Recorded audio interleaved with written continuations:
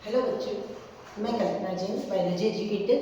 जैसा कि मैंने आप सभी को प्रॉमिस किया था कि मैं क्लास 10 की बायोलॉजी आपको 10 डेज में करा दूंगी। आज मैं लाइफ प्रोसेस का थर्ड टॉपिक ट्रांसपोर्टेशन आपके सामने लेकर के आई हूँ। इससे पहले मैं आपको 2 टॉपिक करवा चुकी हूँ, न्यूट्रिशन एंड रेस्पिरेशन। ये होप करती हूँ कि आपको जरूर पसंद आया होगा, और अगर आपने अभी तक मेरा नहीं देखा है वो दोनों टॉपिक तो देख लीजिए। चैनल को लाइक, शेयर और सब्सक्राइब कीजिए। इसी के साथ मैं आज का टॉपिक शुरू करती हूँ, ट्रांसपोर्टेशन। देखिए बच्चों, ट्रांसपोर्टेशन का मतलब क्या होता है? सब्सटेंसेस का ट्रांसपोर्टेशन होना, यानी कि सब्सटेंसेस जो होते हैं हमारी बॉडी के अंदर किस तरीके से सर्कुलेट करते हैं, एक जगह से दूसरी जगह तक कैसे जाते हैं और किन किन सब्सटेंसेस का ट्रांसपोर्टेशन होता है, वो सब चीजें हम यहाँ पर पढ़ेंगे। हमारी बॉडी के अंदर oxygen, carbon dioxide, food, glucose and other substances, ये सारी चीजें जो होती है हमारी बॉडी के अंदर किस तरीके से एक जगह से दूसरी जगह पर ले जाई जाती है, इन सबको ले जाने वाला जो होता है वो होता है मेन ऑर्गन, जो होता है ब्लड होता है। तो हमारी बॉडी के अंदर जैसे रेस्पिरेशन के अंदर हम ऑक्सीजन को लेकर के जाते हैं, CO2 को बाहर निकालते हैं, डाइजेस्टिव सिस्टम में जो फूड डाइजेस्ट हुआ उसे बॉडी के हर पार्ट तक पहुंचाना, ग्लूकोज को पहुंचाना और अदर जितने भी नाइट्रोजनस वेस्ट होते हैं उन सबको बॉडी में एक जगह से दूसरी जगह तक ले जाने का काम जो करता है वो कौन करता है? ब्लड करता है। अब आज हम इसके अंदर पढ़ेंगे कि ह्यूमन के अंदर किस तरीके से ये सारी चीजें एक जगह से दूसरी जगह तक पहुंचाई जाएगी। तो यहाँ पर मैं आपको बताना चाहूंगी कि ह्यूमन सर्कुलेटरी सिस्टम, इसमें हम क्या क्या पढ़ेंगे? ह्यूमन सर्कुलेटरी सिस्टम,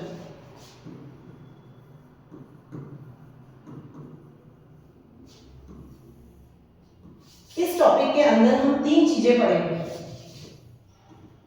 एक तो हम पढ़ेंगे ब्लड, क्योंकि हमारी बॉडी में मेनली जो ट्रांसपोर्टेशन का काम होता है वो कौन करता है? ब्लड करता है। एक जगह से दूसरी जगह तक ऑक्सीजन, कार्बन डाइऑक्साइड, फूड, इन सबको ले जाने का काम जो करता है वो करता है ब्लड। और ब्लड किस में फ्लो होता है? ब्लड फ्लो होता है आपके ब्लड वेसल्स में, ब्लड वेसल्स।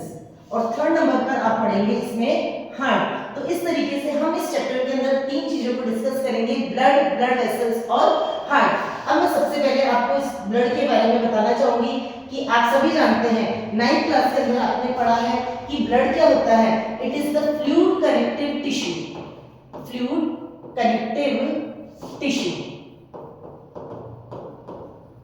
इसको कनेक्टिव टिश्यू इसलिए कहा जाता है क्योंकि हमारी बॉडी के एक पार्ट से दूसरे पार्ट को ये कनेक्ट करता है। क्योंकि ये लिक्विड फॉर्म में होता है इसलिए आप इसको क्या कहते हो? फ्लूइड कनेक्टिव टिश्यू कहते हो। ब्लड इज कंपोज्ड ऑफ, यानी कि अगर हम बात करें ब्लड के कंपोजिशन की, तो ब्लड किस किस से मिलकर के बना हुआ होता है? तो ब्लड का जो मेन लिक्विड पार्ट यानी कि फ्लूइड वाला पार्ट जो होता है उसको हम कहते हैं प्लाज्मा। और इस प्लाज्मा के अंदर 3 टाइप की सेल्स होती है जिन्हें हम कहते हैं ब्लड कार्सेल्स। तो हम इसमें डिस्कस करेंगे कि ब्लड के अंदर क्या क्या होता है, ब्लड का कंपोजिशन क्या होता है। तो इसको हम इस तरीके से समझ सकते हैं कि हमारे पास एक ग्लास लिक्विड है, उसके अंदर हमने 3 सब्सटेंसेस मिला रखे हैं। तो वो जो लिक्विड वाला पार्ट है, पानी वाला जो पार्ट है, वो आप क्या कह सकते हो? इसको आप एक तरीके से ये समझ सकते हो कि जब हम शिकंजी बनाते हैं तो उसके अंदर हम पानी लेते हैं, उसके अंदर शुगर, सॉल्ट और लेमन डालते हैं। तो सेम वही कंडीशन समझ लीजिए कि जो हमने पानी लिया वो पानी क्या हो गया? आपका प्लाज्मा हो गया। उसके अंदर जो हमने 3 सब्सटेंसेस लिए वो क्या हो गए? आपके ब्लड कार्सेल्स, जिनको आप कह सकते हो RBC, WBC and platelets.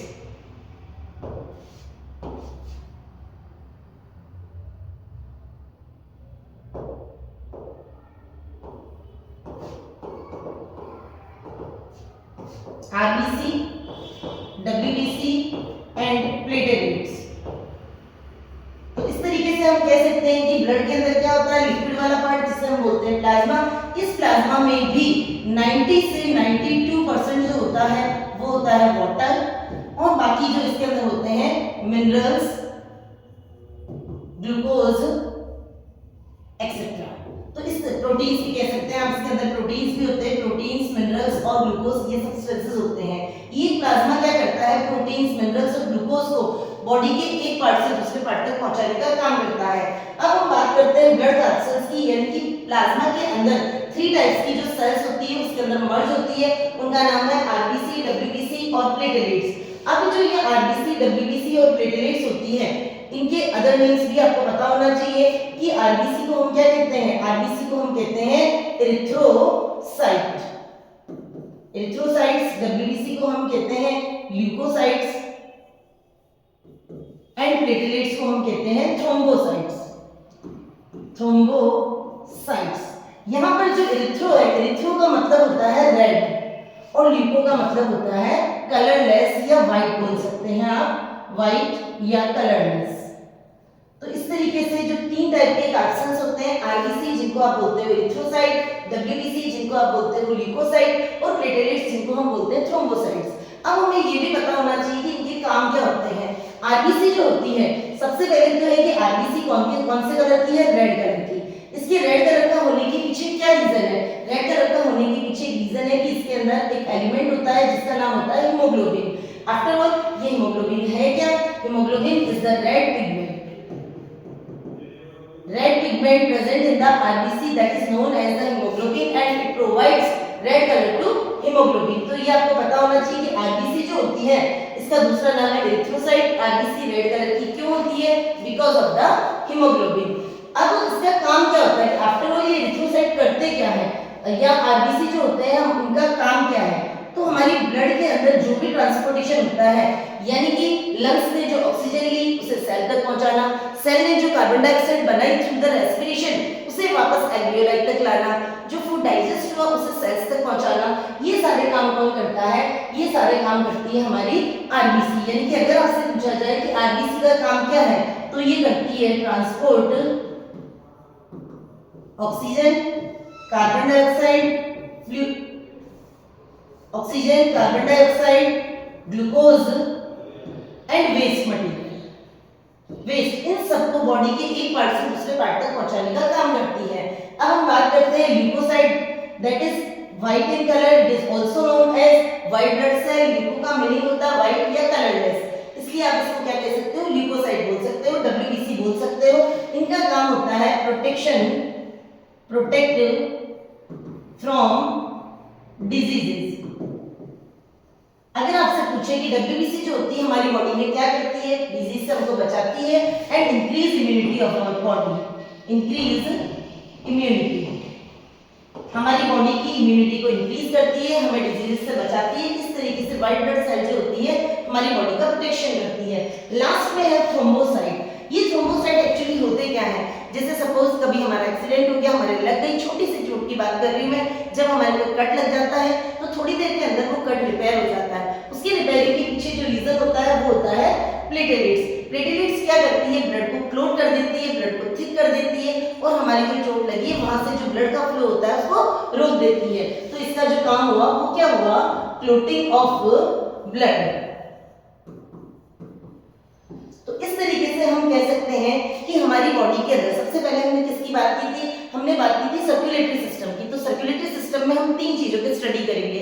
First हम करेंगे ब्लड की, सेकंड हम करेंगे ब्लड किसमें फ्लो होता है, ब्लड वेसल्स में फ्लो होता है, थर्ड नंबर पर हम बात करेंगे हार्ट की। तो यहाँ मैंने आपको ब्लड के बारे में बताया है कि ब्लड जो होता है मेनली किससे कंपोज्ड होता है। ये देखिए आपको मैंने बता रखा है कि यहाँ पर ब्लड जो होता है दो चीजों से मिलकर के बना है, लिक्विड वाला पार्ट जिसे आप क्या कहते हो, जिसे हम कहते हैं प्लाज्मा, और जो इसके अंदर जो ब्लड सेल्स होती है, ब्लड कार्सेल्स, आप इनको ब्लड सेल्स भी बोल सकते हो।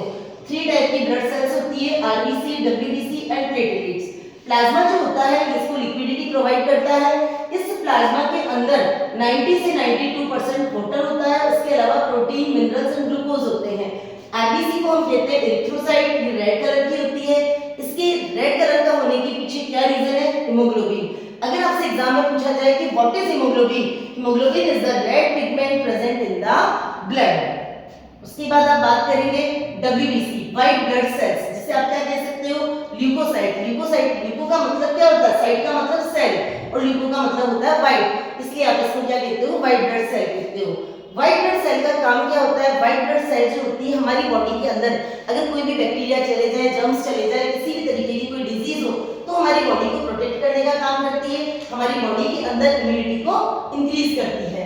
उसके बाद हम बात करेंगे प्लेटलेट्स की, जिसे क्या कह सकते हैं, थ्रोम्बोसाइट कह सकते हैं। ये हमारे ब्लड को फ्लोट करने का काम करती है। तो हमें जब चोट लगती है तो हमारे बॉडी में से ब्लड को रोकने का काम कौन करता है? तो प्लेटलेट्स करती है। इस तरीके से मैंने आपको इनके तीनों के काम बता दिए। अगर एग्जाम में डायरेक्ट क्वेश्चन आता है what is the function of blood, तो आप इन सबको एक साथ कंपाइल करके लिख सकते हो कि what is the function of blood. अब मैं आपको बता देती हूँ कि फंक्शन ऑफ ब्लड में आपको क्या लिखना है। फंक्शन ऑफ ब्लड, तो हमने जैसे अभी आरबीसी में पढ़ा था, क्या पढ़ा था कि ये करता है ट्रांसपोर्ट। किसका ट्रांसपोर्ट करता है? तो transport oxygen, carbon dioxide, food and other substances.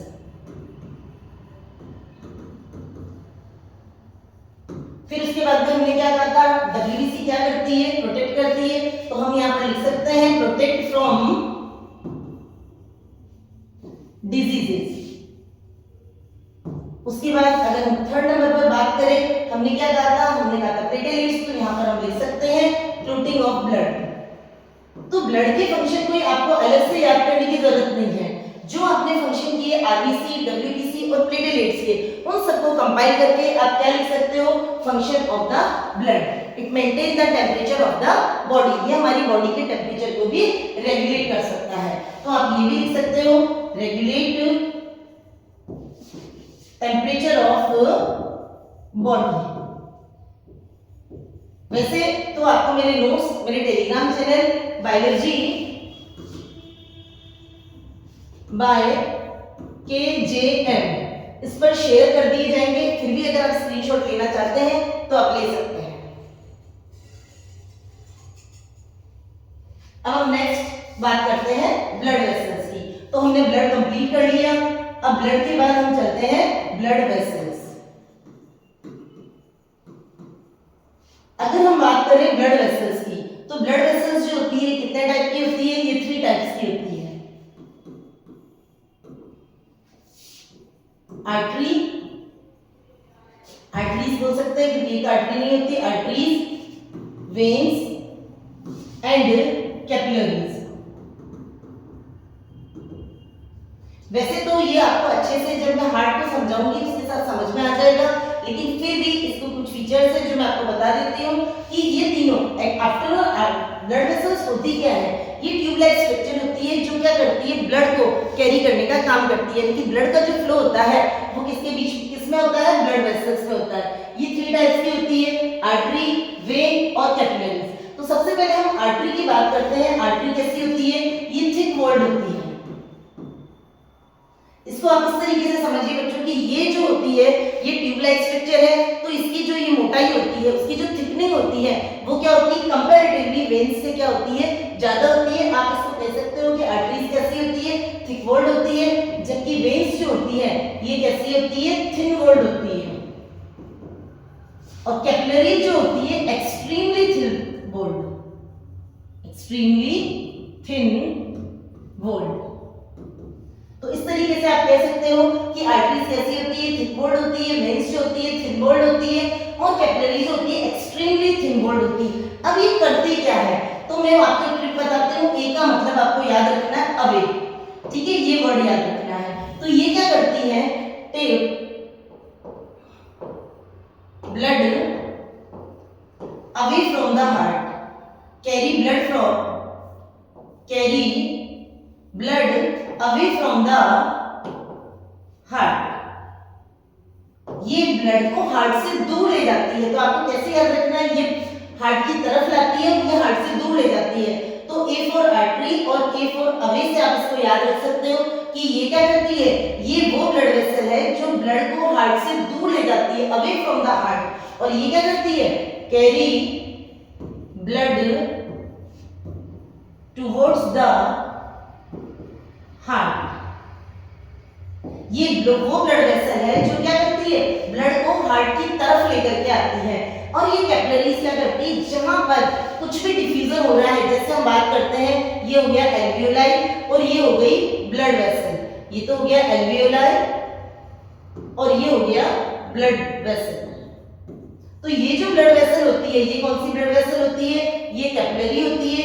यहाँ पर गैसियस एक्सचेंज की ऑक्सीजन ये इसके अंदर डाल रहा है और CO2 ये यहाँ से निकाल रहा है। इस तरीके से जहां पर एक्सचेंज हो रहा है, जहां पर डिफ्यूजन हो रहा है, वहां पर कौन सी वेसल्स होती है, वो होती है कैपिलरीज। तो इस तरीके से हम कह सकते हैं कि आर्टरीज, वेन्स और कैपिलरीज। इसका डिफरेंस मैं आपको अभी हार्ट के एक्सप्लेनेशन के बाद बताऊंगी कि कौन सा ऑक्सीजनेटेड ब्लड लेकर के जाता है, कौन सा डीऑक्सीजनेटेड ब्लड लेकर के जाता है। जब आपको हार्ट का डबल सर्कुलेशन समझाऊंगी, उसके साथ आपको ये चीजें समझ में आ जाएगी कि आर्टरीज क्या काम करती है, वेन्स क्या काम करती है, कैपिलरीज क्या काम करती है। इसे मैं एक बार आपको वापस बता दूंगी। अभी हम चलते हैं हार्ट पर। जब आपको हार्ट का स्ट्रक्चर पूछे तो इसमें आपको कुछ पॉइंट्स बताने हैं कि हार्ट आखिर होता कैसा है। तो सबसे पहले हम बात करें, ये सबको पता है कि हार्ट क्या करता है, पंपिंग ऑफ द ब्लड, यानी कि ब्लड को हमारी बॉडी में जो पंप करने का काम करता है वो कौन करता है, हार्ट करता है। तो इसमें क्या होती है, एक फ्लेक्सिबिलिटी होती है। वो फ्लेक्सिबिलिटी इसको कौन प्रोवाइड करता है, वो कराता है मस्कुलर। तो हम इसको कह सकते हैं it is a muscular organ, muscular organ. अगर हम इसके साइज की बात करें तो ये होती है फिस्ट के बराबर। दैट मींस जैसे अगर आप मुट्ठी को बंद कर दो, बंद मुट्ठी के साइज का होता है, तो आप इसे कह सकते हो फिस्ट के इक्वल होता है। उसके बाद अगर हम ह्यूमन हार्ट की बात करते हैं, वैसे तो अलग अलग जो क्या कहते हैं वर्टिब्रेट्स होते हैं, उनके अंदर इनके जो चैम्बर्स होते हैं वो डिफरेंट होते हैं। लेकिन हम यहाँ पर ह्यूमन बीइंग पढ़ रहे हैं, तो ह्यूमन बीइंग के अंदर हार्ट के जो चैम्बर्स होते हैं वो कितने होते हैं, 4 होते हैं। चैम्बर्स होते हैं 4। इस 4 में से 2 जो अपर चैम्बर्स होते हैं, 2 अपर चैम्बर्स, इनको हम कहते हैं एट्रिया। और जो 2 लोअर चैम्बर्स होते हैं उनको हम कहते हैं वेंट्रिकल। तो ये चीजें आपको ध्यान रखनी है कि हार्ट क्या होता है, एक मस्कुलर ऑर्गन होता है, इसका साइज होता है 1 फीट के इक्वल होता है। ये क्या करता है, इसमें कितने चैम्बर्स होते हैं, 4 चैम्बर्स होते हैं। उस अपर वाले चैम्बर्स को हम बोलते हैं एट्रिया और लोअर वाले चैम्बर्स को हम बोलते हैं वेंट्रिकल। अब ये फंक्शन कैसे करता है, हमने ये तो बता दिया कि ये होता कैसा है, लेकिन ये फंक्शन कैसे करता है वो बहुत इंपॉर्टेंट है। और एक जो एग्जाम के अंदर सबसे ज्यादा इंपॉर्टेंट क्वेश्चन आने की प्रोबेबिलिटी होती है वो होती है डबल सर्कुलेशन। तो मैं यहाँ पर आपको एक फ्लो चार्ट के थ्रू समझा रही हूँ कि डबल सर्कुलेशन कैसे होता है। उसमें आपको हार्ट समझ में आ जाएगा, उसमें आपको वेसल्स यानी कि आर्टरी और वेन कौन सा ब्लड लेके जा रही है, कौन सा ब्लड लेकर के आ रही है, हमने उनको डिफरेंशिएट किया तो क्यों किया, वो सारी चीजें आपको एक चार्ट के थ्रू समझ में आ जाएगी। वो चार्ट मैं अभी आपके सामने बना रही हूँ।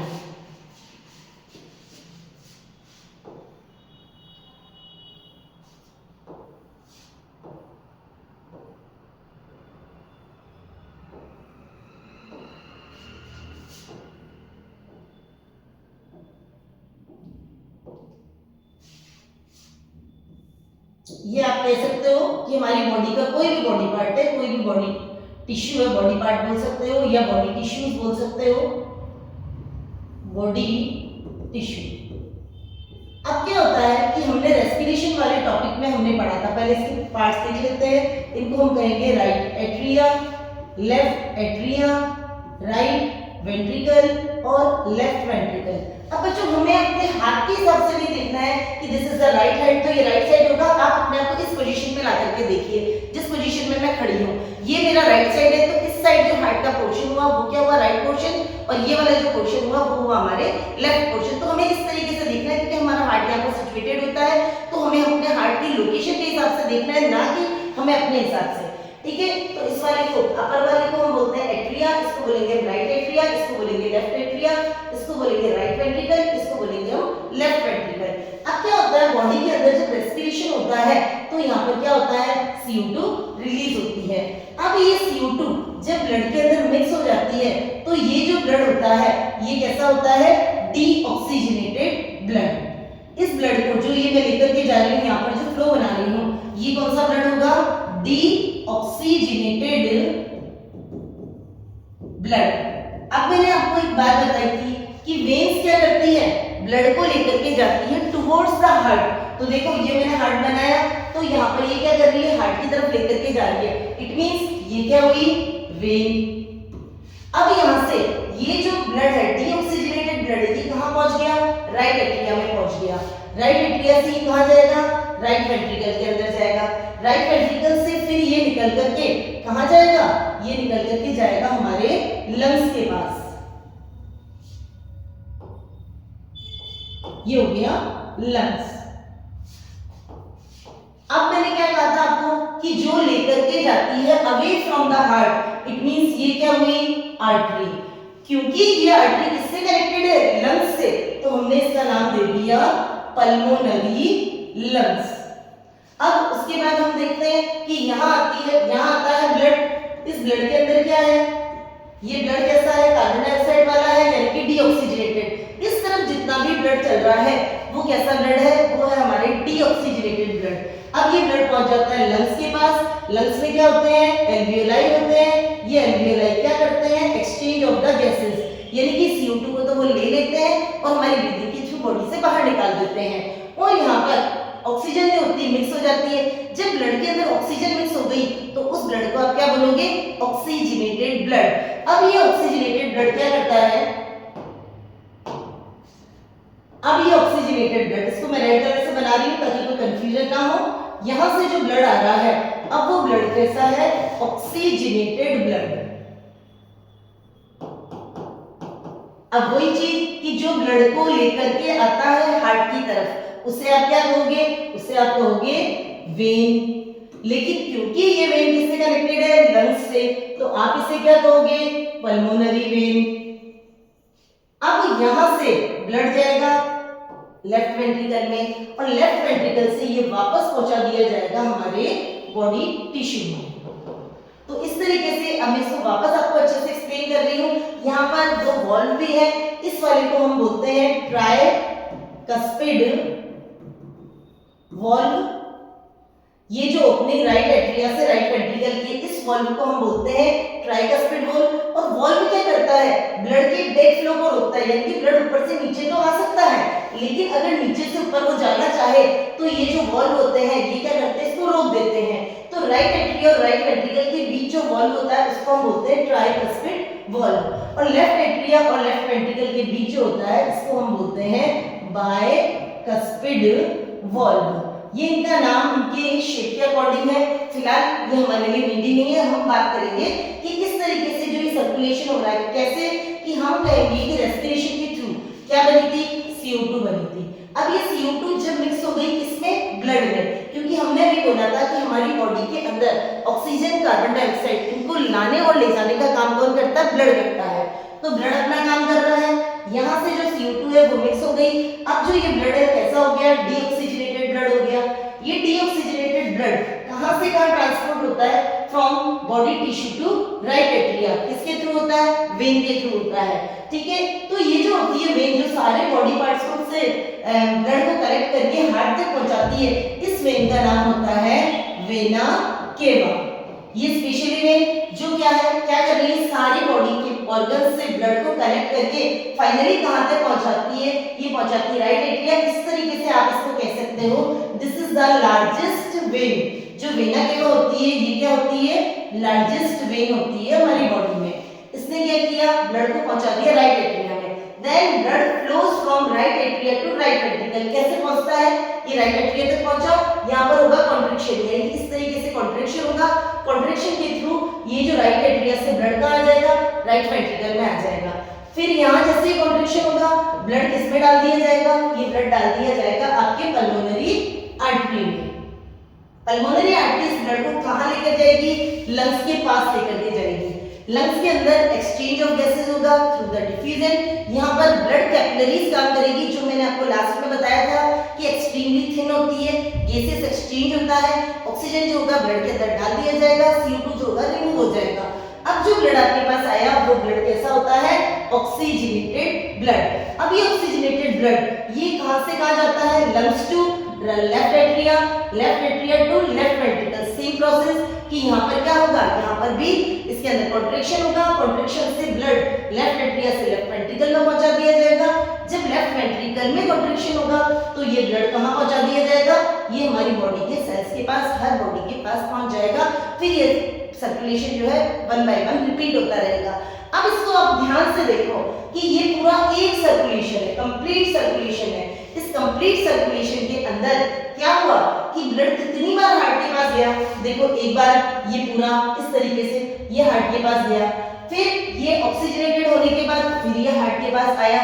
इस तरीके से एक सर्कुलेशन के अंदर ब्लड कितनी बार हार्ट के पास आता है, ब्लड 2 बार हार्ट के पास आता है, 2 टाइम्स हार्ट के पास आता है। So it is known as the double circulation. तो आप इसको समझा सकते हो कि डबल सर्कुलेशन कैसे, डबल सर्कुलेशन क्यों बोलते हैं इसको, क्योंकि in one cardiac cycle blood flows 2 times in the heart. तो आप ये कह सकते हो कि एक सर्कुलेशन के अंदर हार्ट में ब्लड कितनी बार आ रहा है, 2 टाइम्स आ रहा है, तो आपने इसको डबल सर्कुलेशन कह दिया। इसके अलावा आप इसको 2 पार्ट के अंदर और डिवाइड कर सकते हो। ये नीचे वाला सर्कुलेशन जो कहां जा रहा है, हमारी बॉडी के पार्ट से कनेक्टेड है, इसको आप कहोगे सिस्टेमिक सर्कुलेशन। और ये वाला जो लंग्स से कनेक्टेड है, इसको आप क्या कहोगे, पल्मोनरी सर्कुलेशन। अब यहाँ पर आप एक चीज देख सकते हैं, मैंने आपको कहा था कि मैं आर्टरीज और वेन्स को आपको दोबारा बताऊंगी। अब देखिए यहाँ पर मैं कुछ बात आपको बताना चाहती हूँ जिससे आपकी आर्टरीज और वेन अच्छे से क्लियर हो जाएगी।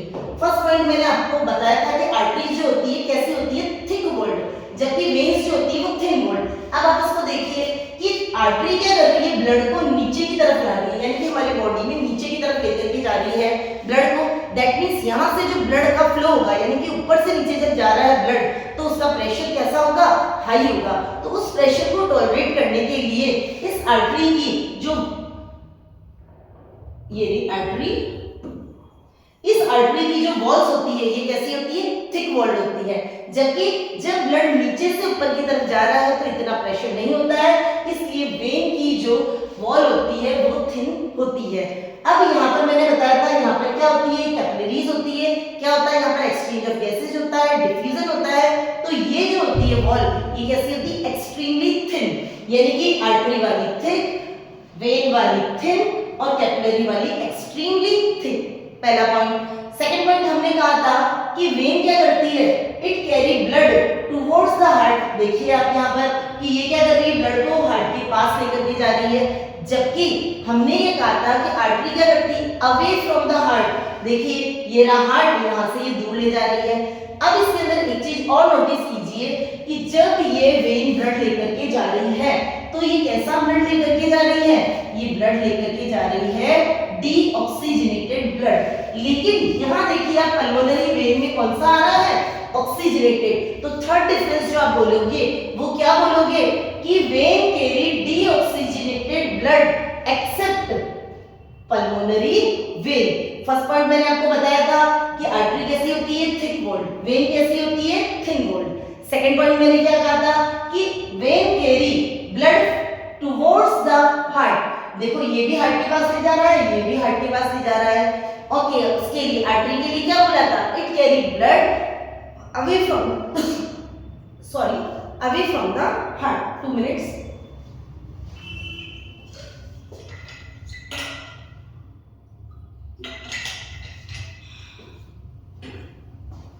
तो ये क्या करती है, ब्लड को ले जा रही है अवे फ्रॉम द हार्ट, ठीक है। लेकिन यहाँ पर देखिए ये वाला कौन सा ब्लड लेकर के जा रही है, ऑक्सीजनेटेड ब्लड लेकर के जा रही है। लेकिन आप पल्मोनरी आर्टरी को देखिए कैसा लेकर के जा रही है, डीऑक्सीजनेटेड। अब इसके अंदर हम पढ़ते हैं कि 2 वॉल्व होते हैं, कौन से, ट्राइकस्मिड और बाइकस्मिड। ये क्या करते हैं, ब्लड के बैक फ्लो को यानी कि वेंट्रिकल से ऑरिकल में जाने को रोकते हैं। अब इसके अंदर हमने देखा कि वो सिस्टम जो हमारा हार्ट का बॉडी से कनेक्टेड है उसका नाम तो हमने क्या दिया, सिस्टेमिक, और ऊपर वाला जो लंग्स से कनेक्टेड है उसका नाम हमने क्या दिया, पल्मोनरी। इस तरीके से चाहो तो आप ये कहो कि इसके अंदर हार्ट में 2 बार जा रहा है, डबल सर्कुलेशन। अगर इन दोनों को ज्वाइन करो, सिस्टेमिक और पल्मोनरी, तब भी आप कह सकते हो डबल सर्कुलेशन। तीसरी चीज, आप इस तरीके से अगर इसको देखना चाहो तो इस तरफ जो ब्लड फ्लो होता है वो कौन सा होता है, डीऑक्सीजनेटेड, और इस तरफ जो ब्लड फ्लो हो रहा है वो कौन सा हो रहा है, ऑक्सीजनेटेड। अब इसके बाद आपको मैं रिपीट करती हूँ कि मैंने आपको क्या पढ़ाया था, आर्टरी और वेन। क्या बताया था मैंने आर्टरी में कि आर्टरी कैसी होती है, थिक वॉल्ड होती है, वेन कैसी होती है, थिन वॉल्ड होती है। ये क्या करती है, carry blood away from the heart इसमें मैंने आपको कीवर्ड बताया था A for artery, A for away. ये क्या करेगी? Carry blood towards the heart. Third number पर हम बात करेंगे कि आर्टरी क्या करती है? Carry oxygenated blood accept pulmonary artery. तो पल्मोनरी आर्टरी कौन सा करती है? पल्मोनरी आर्टरी कैरी करती है डी ऑक्सीजनेटेड ब्लड। और इसकी बात करेंगे तो ये क्या करेगी? ये करेगी carry D oxygenated blood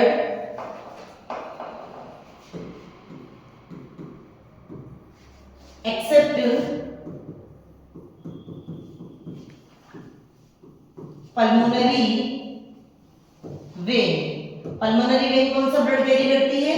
oxygenated blood. तो इस तरीके से हमने क्या पढ़ लिया कि क्या होता है? ब्लड का कंपोजिशन पढ़ा, आर्टरीज के टाइप्स पढ़े। थर्ड चीज हमने पढ़ी कि हार्ट क्या होता है? हार्ट एक मस्कुलर ऑर्गन होता है, 1 फीस के इक्वल होता है, उसमें 4 चैम्बर्स होते हैं। अपर वाले को हम कहते हैं ऑरिकल, नीचे वाले को ऑरिकल या एट्रिया, एक ही बात है। नीचे वाले को हम कहते हैं वेंट्रिकल। और ब्लड का जो फ्लो होता है, यानी कि इसका जो काम होता है, हार्ट का काम क्या होता है? हार्ट का काम होता है पंपिंग ऑफ ब्लड। अब ये हार्ट वर्क कैसे करता है वो मैं आपको बता चुकी हूँ कि किस तरीके से वेना केवा क्या करती है? इम्प्योर ब्लड को लेकर के आती है, हार्ट इसको पहुंचाता है लंग्स के पास, लंग्स में उसका प्यूरिफिकेशन होता है, फिर वो वापस आता है हार्ट के पास, फिर वहां से एट्रिया के थ्रू ये पूरी बॉडी के अंदर पहुंचा दिया जाता है।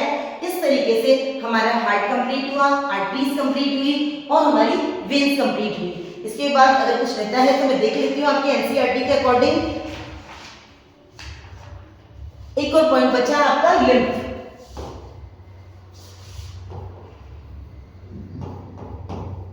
अभी हमने पढ़ा था कि ब्लड, हमने एक चीज पढ़ी थी ब्लड। हमने क्या पढ़ा था? Blood is the fluid connective tissue. हमारी बॉडी के अंदर मोस्ट ऑफ द ट्रांसपोर्टेशन कौन करता है? ब्लड करता है। लेकिन एक और होता है ब्लड जैसा ही, ब्लड के जैसा ही कंपोजिशन होता है, थोड़ी सी चीजें कम होती हैं। यानी कि जैसे ब्लड का प्लाज्मा होता है, तो जैसे ये जा रही है हमारी ब्लड वेसल्स जा रही है, इसमें क्या होता है? छोटे छोटे से पोर्स होते हैं, बीच बीच में छोटे छोटे पोर्स होते हैं। इन पोर्स में से ब्लड जो होता है लीक होकर के हमारे टिश्यूज के अंदर आता रहता है। हमारी बॉडी के अंदर जो टिश्यूज भरे हुए होते हैं, तो ब्लड वेसल में से ब्लड निकल निकल करके कहाँ आता है? टिश्यू के अंदर आता है। तो ये टिश्यू के अंदर जो फ्लूइड होता है, जिसे आप क्या कह सकते हो? टिश्यू फ्लूइड कह सकते हो। अब ये टिश्यू के अंदर अगर बिना किसी वेन्स के फ्लो हो रहा है तो आप इसे टिश्यू फ्लूइड कहोगे। और अगर ये लिम्फ कैपिलरीज के अंदर आगे चल करके ये क्या करता है? छोटी छोटी कैपिलरीज बना लेता है। उन कैपिलरीज में के अंदर अगर ये फ्लो होता है तो इसे आप क्या कहते हो? लिम्फ कहते हो। अब हम कह रहे हैं कि ब्लड वाला पार्ट ही निकल करके आता है, लेकिन सारा का सारा कंपोजिशन नहीं आता है। यानी कि हम ये कह सकते हैं कि अगर हम प्लाज्मा में से हटा दें, प्लाज्मा में से अगर हम आरबीसी को रिमूव कर दें, ये आरबीसी बाहर निकल करके नहीं आती, लेकिन डब्ल्यूबीसी आ जाती है। क्योंकि डब्ल्यूबीसी का जो शेप होता है ना, वो अमीबोइसिस होता है, यानी कि अमीबा की तरह उसका शेप जो होता है चेंज हो सकता है। तो वो जितना भी पोर होता है उसमें से निकल करके आ जाते हैं। अब एक और चीज, प्लाज्मा के अंदर क्या होता है? प्रोटीन होता है, तो लार्जर प्रोटीन इसमें से निकल करके नहीं आ सकती है। तो हम कह सकते हैं कि लिम्फ कैसा होता है? लिम्फ का कंपोजिशन कैसा होता है? लिम्फ जो होती है, इसको आप कह सकते हो कि plasma minus RBC and larger protein. यानी कि अगर आप प्लाज्मा में से आरबीसी और लार्जर प्रोटीन को रिमूव कर दो तो वो जो कंपोजिशन बचता है वो किसका कंपोजिशन होता है? लिम्फ का। और सेम लिम्फ भी वही काम करती है जो प्लाज्मा करता है, यानी कि ट्रांसपोर्टेशन का। फूड है, मिनरल्स है, ऑक्सीजन है, कार्बन डाइऑक्साइड है, उनको टिश्यू तक सप्लाई करने का काम करता है। तो इस तरीके से हमारा ये transportation system in human being complete होता है। लेकिन अभी भी हमारा चैप्टर यानी कि टॉपिक खत्म नहीं हुआ है, हमें इसमें क्या पढ़ना है? प्लांट के बारे में और पढ़ना है। तो अब हम चलते हैं ट्रांसपोर्टेशन इन प्लांट।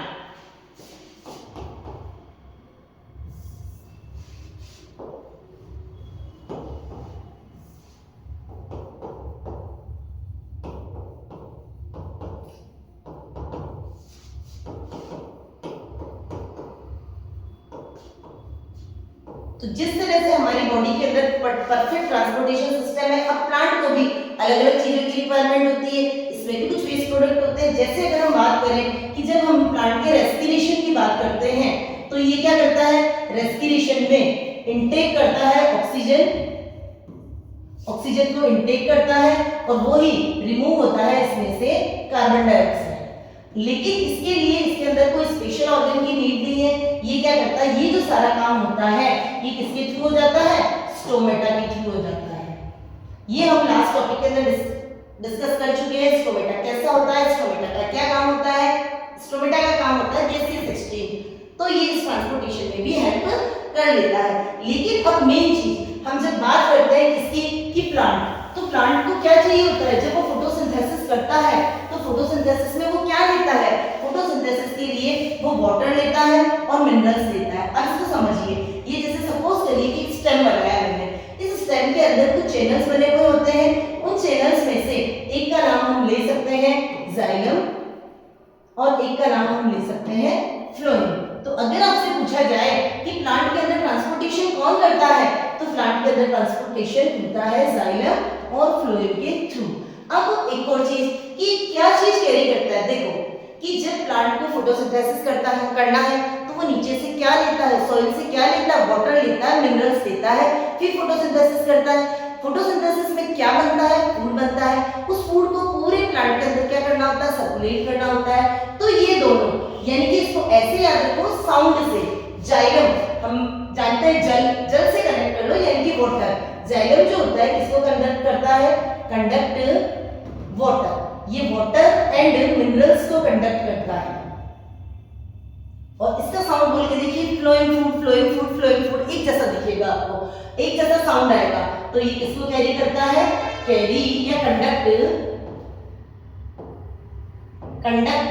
फूड। सबसे इंपॉर्टेंट चीज पहले आपको ये ध्यान रखनी है कि जाइलम किसको कंडक्ट करता है। जाइलम और फ्लोएम हमने टिश्यू 9th क्लास के अंदर पढ़े थे कि जाइलम और फ्लोएम दो वेस्कुलर बंडल्स होते हैं, वेस्कुलर टिश्यूज होते हैं। तो जाइलम किसको कंडक्ट करता है, जाइलम वाटर एंड मिनरल्स को कंडक्ट करता है, जबकि फ्लोएम किसको कंडक्ट करता है, फ्लोएम फूड को कंडक्ट करता है।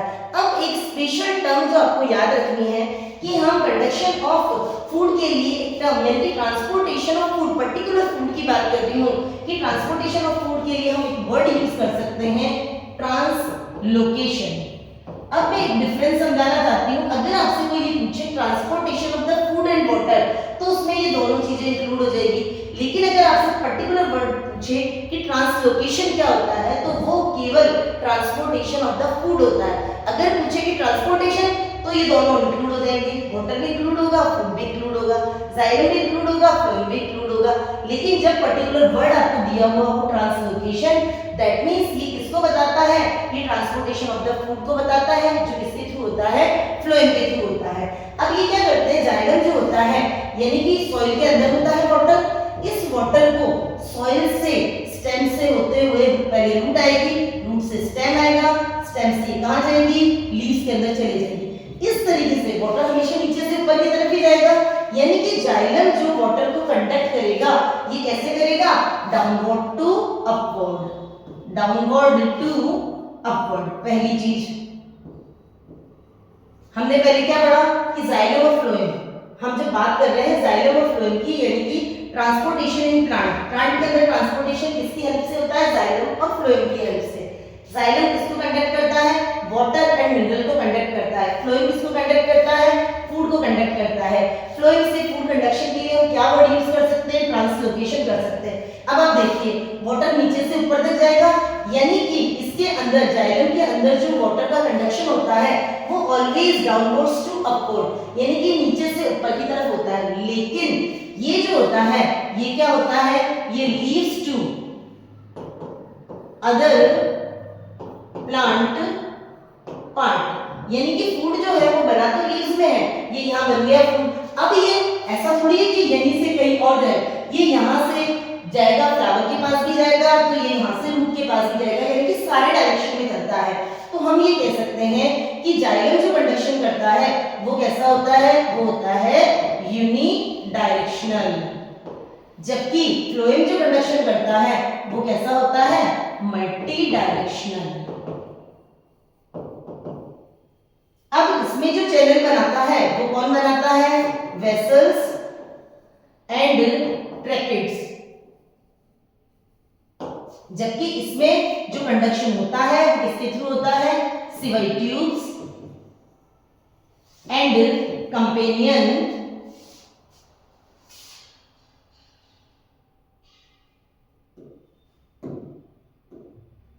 Sieve tubes and companion cells. अब मेरी बात सुनिए, हमने 9th क्लास के अंदर पढ़ा था कि जाइलम जो होते हैं ये 4 टाइप के सेल्स से बनते हैं, वेसल्स, ट्रैकेट्स, जाइलम पैरेन्काइमा और जाइलम फाइबर। यहाँ हम बात कर रहे हैं कि वाटर के कंडक्शन में कौन हेल्प करेगा? ये वेसल्स और ट्रैकेट्स दोनों मिलकर के एक चैनल बनाएंगे जो क्या करेंगे? वाटर को कंडक्ट करेंगे डाउनवर्ड्स टू अपवर्ड। सेम वैसे ही जब हमने फ्लोएम के टाइप्स पढ़े थे कि इसके अंदर कौन कौन सी सेल्स होती है? सिवाई ट्यूब्स होती है, कंपेनियन सेल्स होते हैं, फ्लोएम फाइबर होता है, फ्लोएम पैरेन्काइमा होता है। तो ये सिवाई ट्यूब्स और कंपेनियन सेल्स दोनों मिलकर के फूड को कंडक्ट करती है। अब यहाँ पर हम कहते हैं कि ये तो हमने सिंपल कंडक्शन बता दिया, लेकिन इसके अंदर कुछ स्पेशल चीजें भी होती है कि अगर हम बात करें जाइलम किस तरीके से कैरी करता है, नीचे से ऊपर की तरफ लेकर के तो जाता है पानी को, लेकिन ये पूरी की पूरी सप्लाई हर पार्ट तक, यानी कि अगर हाइट ज्यादा हो तो वहां तक सप्लाई पॉसिबल नहीं होती है। तो क्या होता है कि जैसे ये ट्री है, इस ट्री के ऊपर ये लीव्स है, लीव्स क्या एक्शन करती है? लीव्स करती है ट्रांसपीरेशन। एक प्रोसेस होता है जिसका नाम होता है ट्रांसपीरेशन। अभी आपको बताते हैं ट्रांसपीरेशन क्या होता है। ठीक है, ये ट्रांसपीरेशन में क्या होता है कि सनलाइट की प्रेजेंस में वाटर का लॉस होता है, यानी कि वाटर एवोपरेट होता है। तो आप कह सकते हो loss of water through stomata, यानी कि स्टोमेटा के थ्रू जो वाटर का लॉस होता है उसे आप क्या कहते हो? ट्रांसपीरेशन। अब क्या हुआ, यहाँ से वाटर का लॉस हो जाता है, ये क्या करता है, यहाँ से जब वाटर का लॉस हो गया ये आगे वाले से वाटर लेता है, सक करता है। इस तरीके से एक सक्शन प्रेशर क्रिएट होता है, उस सक्शन प्रेशर के थ्रू ये वाटर की सप्लाई ऊपर की तरफ होती है। इस तरीके से वाटर जो होता है क्या होता है, एक तो रूट एब्जॉर्ब करके वाटर को अपवर्ड डायरेक्शन में भेजती है, और एक ये क्या करता है, सक्शन प्रेशर क्रिएट करता है। वो सक्शन प्रेशर कौन क्रिएट करता है? ट्रांसपीरेशन क्रिएट करता है। यानी कि डे टाइम के अंदर जब सनलाइट होती है तो वाटर का लॉस हो जाता है, वो आगे से आगे वाटर को एब्जॉर्ब करता है। इस तरीके से जो वाटर की सप्लाई होती है, यानी कि हम ये कह सकते हैं सक्शन प्रेशर के थ्रू वाटर जो होगा ऊपर पहुंचेगा। इसको आप एसेंट ऑफ सेप भी बोल सकते हैं। इसके थ्रू अगर प्लांट की हाइट ज्यादा है तो भी पानी पहुंच जाएगा। इस तरीके से वाटर की सप्लाई होती है। अब सेकेंडली हम बात करते हैं फ्लोएम की। एक और चीज कि वो जो वाटर का एब्जॉर्प्शन हो रहा था तो उसके अंदर जो मिनरल्स का एब्जॉर्प्शन होता है वो किस फॉर्म में होता है? आयंस की फॉर्म में होता है। अब हम बात कर रहे थे फ्लोएम की। फ्लोएम के अंदर क्या होता है? फूड जो होता है किसमें बनता है? लीव्स में बनता है। अब ये लीव्स से जो इसकी सप्लाई होती है वो सिवाई ट्यूब्स और कंपेनियन सेल्स के थ्रू हो जाती है। लेकिन कभी-कभी क्या होता है, शुगर की जब सप्लाई होती है, यानी कि अगर हम बात करें शुगर की कि जब शुगर की सप्लाई होती है तो इस शुगर की सप्लाई के लिए एनर्जी की रिक्वायरमेंट होती है, और वो एनर्जी जो होता है कौन सप्लाई करता है? एटीपी करता है। तो इस तरीके से अगर स्प्रिंग सीजन के अंदर रूट के बड में जो फूड है, स्टोर्ड फूड है, उसे अगर प्लांट तक पहुंचाना हो तो उसके लिए एनर्जी की नीड होती है, और एनर्जी कौन सप्लाई करता है? एटीपी करता है। इस तरीके से प्लांट के अंदर क्या होता है? ट्रांसपोर्टेशन होता है। तो इस तरीके से मैंने आपको transportation in plants, transportation in animals completely खत्म करवा दिया है। नेक्स्ट टॉपिक के अंदर, नेक्स्ट क्लास के अंदर मैं आपके लिए लेकर के आऊंगी एक्सक्रीशन। तब तक आप इस क्लास को देखिए, आपको अच्छी लगे तो लाइक, शेयर और सब्सक्राइब कीजिए, और इसके नोट्स आपको, हैंड रिटन नोट्स आपको टेलीग्राम चैनल पर मिल जाएंगे। ये मेरी क्लासेस आपके लिए मेहनत हो रही है तो मेरे साथ साथ आप मेहनत करिए। ये इतने बर्डन वाले भी नहीं है, जब आपका कोई और सब्जेक्ट पढ़ते पढ़ते आप थक जाए, इजीली मुश्किल से हाफ एन आवर से 1 आवर तक का ये एक सेशन होता है जिसे आप इजी गोइंग, बिल्कुल इजी तरीके से आपके लिए एक्सप्लेन किया गया है। आप इसे देखिए और एग्जाम में अच्छे मार्क्स लाइए। Thank you so much.